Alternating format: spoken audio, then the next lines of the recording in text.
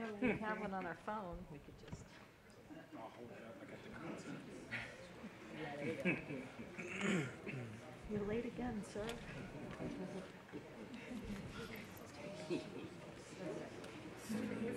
Steve was saying we should get t-shirts made by the standard.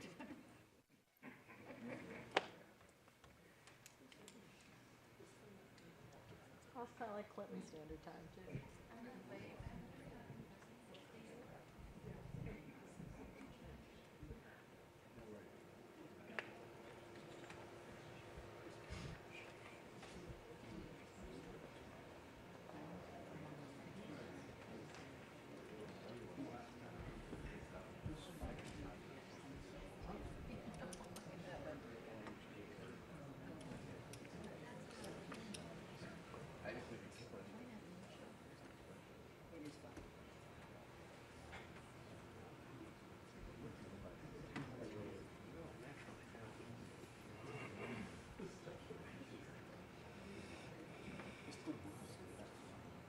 Orange? And go.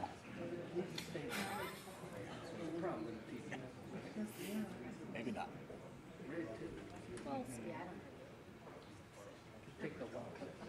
You go with the white. We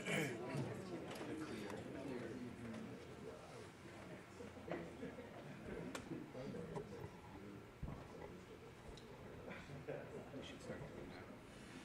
Rather than countdown clock. The alarm goes off. Where is he?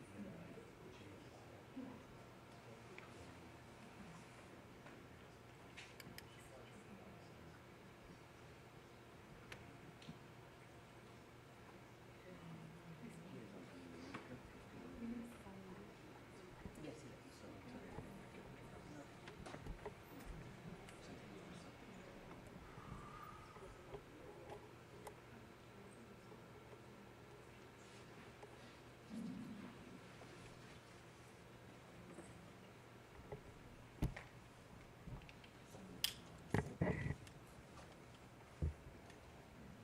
You should stop calling it a 2-minute and go more like a 5-minute.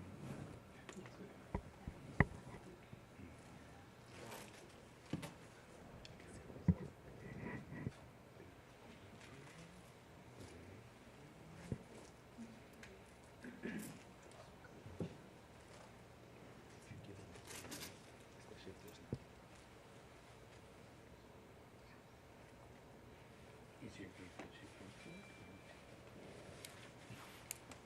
With her? Yeah. This is not required, so if you're gonna go with her, then be the board. Why would she come? I know, I know. It was because she planned to. She was gonna. She was like about to buy a flight like Sunday or something.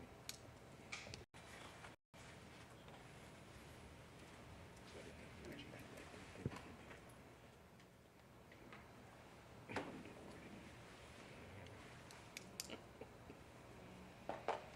Longer than 2. so. It's a two. It's a 2 plus 2. 2 and 2.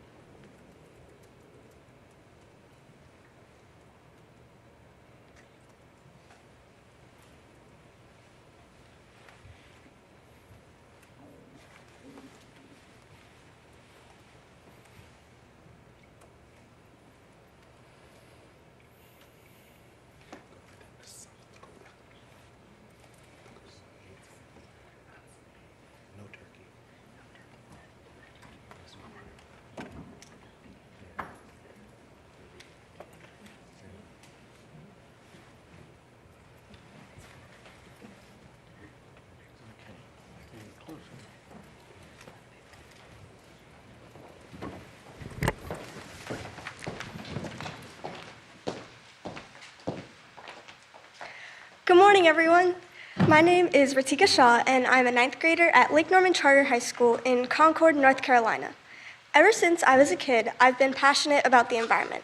I grew up in the suburbs, and right behind my house is a beautiful forest with a creek. Throughout the year, I'd go there to enjoy nature, the water, the birds, the trees, and the grass. No matter what the season was, it was always so peaceful and beautiful. When I first learned about the Deepwater Horizon oil spill in the Gulf of Mexico, the largest marine oil spill in the history, I was deeply affected. I realized that damage to the environment was not just a theoretical issue in textbooks. It affects our everyday lives. I knew I needed to get involved. So I joined Earth Club at my school and became active in cleanup efforts and service projects. My classmates and I collected trash and debris and learned about the importance of our recycling system. We also learned about the effects of climate change, from rising temperatures to ocean pollution and extreme weather events that harm all of our communities. That's why I decided to enter the National Climate Assessment's first ever art competition. Through my artwork, I wanted to show the urgency of the climate crisis. But I also wanted to show that solutions to protect our planet are at our fingertips. I wanted to inspire people about what we are capable of as a country.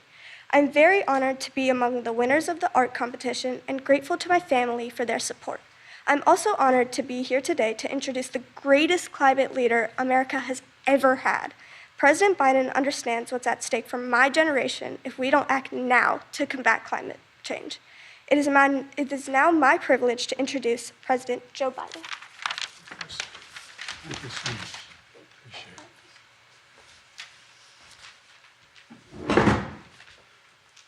Well, I told Ritika when she's president, don't forget me. Ritika, thank you for that introduction and your beautiful artwork. You all see the artwork? Can you see it up here? It's on the right side. I don't know whether you can see it. And thank you to all of you, for the climate scientists and experts who are here today and all across the country who have contributed to this critical endeavor. I particularly want to thank Allison Crimmins, who put together the team to write this report and what we're releasing today. It was an easy thing to do, not much to it. Only about 700 people had to get in line. Well, more than 30 years ago, Congress passed a law that called for a detailed scientific report on the impacts of global changes in the environment. Since then, these assessments delivered to the Congress and the President have been the go-to resource in America for information on climate change and for developing climate solutions. Today, I'm proud to announce that my administration just released the 5th climate assessment on our nation's history. It didn't just come out of thin air. Written over 4 years, 750 authors and experts, thousands of American contributors from every single state in the nation, as well as several territories and tribes. It's the most comprehensive assessment on state climate change in the history of America. And it matters. This assessment shows us in clear scientific terms that climate change is impacting all regions, all sectors of the United States, not just some, all. It shows that communities across America are taking more action than ever to reduce climate risk. It warns that more action is still badly needed. We can't be complacent. Let me say that again. We can't be complacent. We have to keep going. Above all, it shows us that climate action offers an opportunity for the nation to come together and do some really big things. You know, I've seen firsthand what the reports make clear, the devastating toll of climate change and its existential threat to all of us, and it is the ultimate threat to humanity, climate change.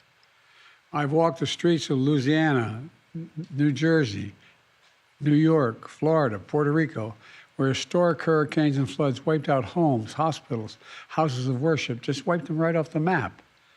I've met with families in Texas, Kentucky, Mississippi, where catastrophic winter storms and tornadoes devoured everything in their path: schools, businesses, police stations, the firehouse.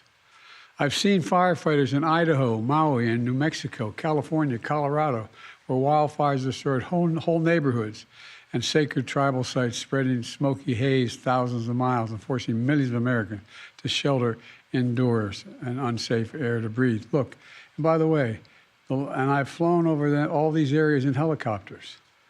They tell me that more of our forest has burned to the ground than make up the entire state of New Jersey. The entire state. Some say Maryland, New Jersey, but the forest that's just gigantic and has incredible impacts. Record temperatures in Texas, Arizona, and elsewhere are affecting lives and livelihoods of more than 100 million Americans. And this summer and this fall have been the Earth's hottest since the global records began to be kept in the 1800s. Think about that. The hottest we've ever recorded in history. It's an impact that decades are making because inaction there was inaction for much too long. Look, but we're acting now. We have been acting. We've come to the point where it's foolish for anyone to deny the impacts of climate change anymore. But it's simply a simple fact that there are a number of my colleagues on the other side of the aisle, mega Republican leaders, who still deny climate change, still deny that it's a problem. My predecessors, much of the MAGA Republican Party, in fact, feel very strongly about that. Anyone who willfully denies the impact of climate change is condemning the American people to a very dangerous future. The impacts we're seeing are only going to get worse, more frequent, more ferocious, and more costly. Last year alone, natural disasters in America caused $178 billion in damages. They hit everyone, no matter what their circumstances, but they hit the most vulnerable the hardest: seniors, people with disabilities, people experiencing homelessness who have nowhere to turn, Black, brown, and tribal communities, territories that are most exposed and have the fewest resources. But folks, none of this is inevitable. None of it's inevitable. From day one, my administration has taken unprecedented climate action. We're working with everyone from mayors to county officials to entrepreneurs to academics, business leaders, labor leaders, tribal leaders. We're focused in all parts of America: cities, suburbs, small towns, and rural communities and tribal nations. And here's how. We're using a law I got passed when I first came to office called the American Rescue Plan to help states and cities become more resilient to climate change, promoting energy efficiency by weatherizing homes, reducing flooding by building infrastructure to handle storm surges, opening cooling centers impacted in centers where there's particular great heat impact and people need a shelter. Tomorrow is the anniversary of the bipartisan infrastructure law, which I signed 2 years ago, and the most significant investment in our nation's infrastructure in American history: roads, bridges, ports, airports, high-speed internet. It delivers clean water to your community, lowers your energy bills, upgrades your electric grid, so you don't have to power them, so you don't have to lose power, I should say, when storms and heat waves hit. The CHIPS and Science Act I signed last year. Excuse me. I signed last year. Excuse me. I signed last year. Positions us to lead in semiconductor manufacturing and innovation, which is critical to clean energy development and deployment. Semiconductors are those small little computer chips you all know, the size of the tip of your little finger, that power everything in our lives, from smartphones to appliances. We invented those chips. We invented them. Where the other countries started making them. And we weren't. Not anymore. We're making these chips here in America. And my Inflation Reduction Act is the most significant climate investment ever anywhere in the world. Among many things it does, it offers tax credits to make your home more energy efficient, upgrading windows and doors to keep drafts out and heat in, tax credits to installing electric heat pumps and solar panels on your roof, saving hundreds of dollars in your family bills, tax credits to buy electric vehicles as we build the electric vehicle future here in America. We're transforming clean energy development that's threatening good-paying jobs, including union jobs, in all of America. We're already attracted we've attracted $500 billion, $500 billion in private sector investment from my Investing in America agenda in clean energy and advanced manufacturing. We're just getting started. I mean, we really are. We're just getting started. All told, my Investing in America agenda, and those bold climate laws are the most ambitious in American history. Today's release, the 5th National Climate Assessment, is a critical part of that effort. It lays out the threats and dangers, but most experts would acknowledge it also shows solutions are within reach. Solutions are within reach. It takes time for the investments we're making to be fully materialized, but we just have to keep at it. We need to do more and move faster. We have the tools to do it. And for the first time ever, we're also releasing a report with a new online tool that I just was shown a moment ago in the other room. So everyone can explore exactly what's happening in their state, their city, and their county by going online to whitehouse.gov/NCA. whitehouse.gov/NCA. That's very different from the previous administration that tried to bury this report. They didn't even want to make sure this report even came to light. We're shining, we're sharing this report in detail with the American people so they know exactly what they're facing and what we're going to have to do. But that's not all. Along with this assessment, I'm announcing $6 billion in new investments from the Inflation Reduction Act and the bipartisan infrastructure law to make communities across the country more resilient to climate change. This funding will be administered by the Department of Energy, the Environmental Protection Agency, the Department of Interior, and the Federal Emergency Management Agency.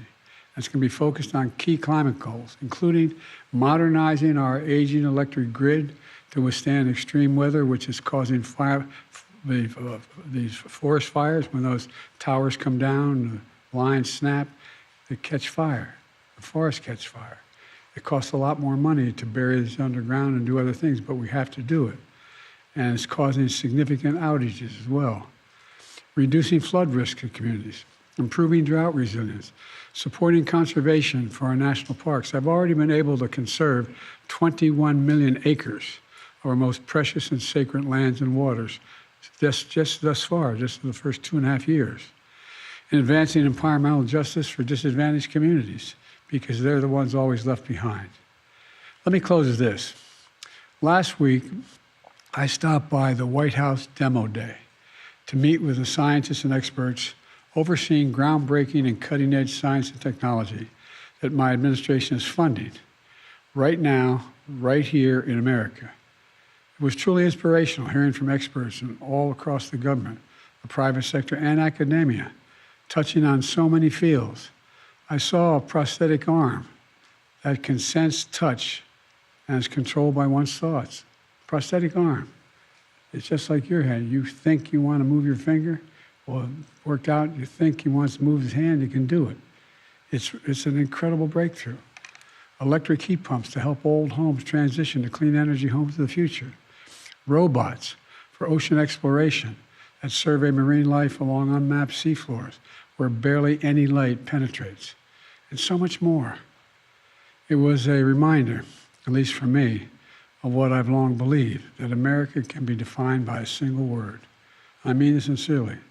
The single that I was asked by Xi Jinping years ago when we were in the Tibetan Plateau, could I define America? I said, yeah, one word, possibilities. Possibilities.